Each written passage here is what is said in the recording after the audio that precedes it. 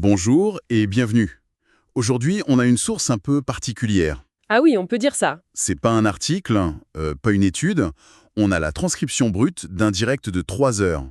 C'est le tout premier talk show influenceur d'un collectif de médias. Et on est un peu comme des petites souris en fait. On assiste vraiment à la naissance du projet en direct. C'est exactement ça. On est flies on the wall, comme on dit. Oui, et ce qui rend la source vraiment précieuse, c'est son authenticité.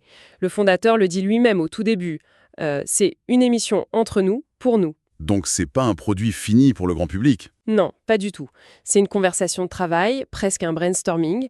Et c'est là qu'on peut vraiment saisir leur motivation, les dynamiques du groupe, sans le filtre de la com, quoi. Bon, notre mission du coup, c'est de décrypter cet écosystème en pleine construction.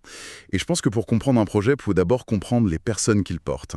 Absolument. Le tour de table au début, c'est le point de départ idéal. Et le casting est assez hétéroclite, non? C'est le moins qu'on puisse dire.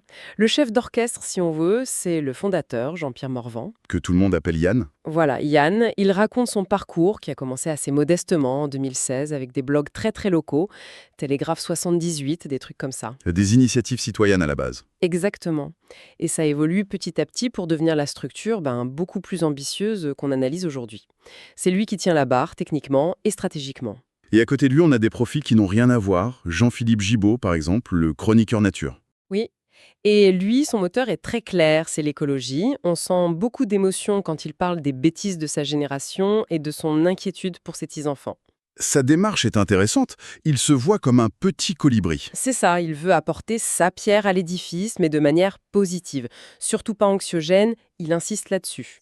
Et puis, il y a le vétéran du groupe. Michel Cavard, 78 ans, un ancien des grandes radios, Europe 1, RMC. On pourrait croire qu'il est là pour la touche nostalgie, mais alors pas du tout. Ah non, il a une énergie débordante. Il raconte sa rencontre avec le fondateur. C'est assez drôle, c'était complètement par hasard, lors d'une biennale de la relure d'art. Le hasard fait bien les choses parfois. Et il le dit lui-même. Après 40 ans de radio, c'est là que je m'éclate le mieux. Il a trouvé une liberté qu'il n'avait plus, et il est tellement investi qu'il a monté tout seul un réseau de forums d'infos en Vendée. C'est fou. Et pour compléter le tableau, on a Pauline Sulac. Pauline, oui.